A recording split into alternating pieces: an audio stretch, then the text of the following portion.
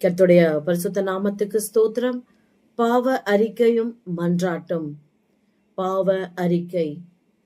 கொலோசேயர் 3:8. இப்பொழுதோ கோபமும் மூர்க்கமும் பொறாமையும் உங்கள் வாயில் பிறக்கலாகாத தூஷணமும் வம்பும் வார்த்தைகளும் ஆகிய இவைகளையெல்லாம் விட்டு விடுங்கள். ஆமென்.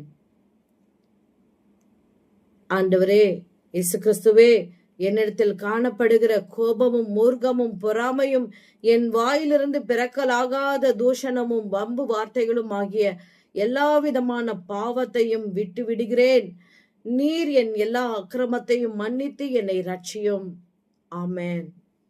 ஆம் பிரியமானவர்களே, ஆண்டவர் முன்பாக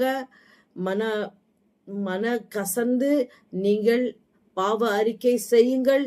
நீங்கள் உங்கள் குற்றங்களை அறிக்கை செய்யும் பொழுது ஆண்டவர் மெய்யாகவே உங்களுக்கு இரக்கம் பாராட்டி உங்களுக்கு விடுதலை தருவார்.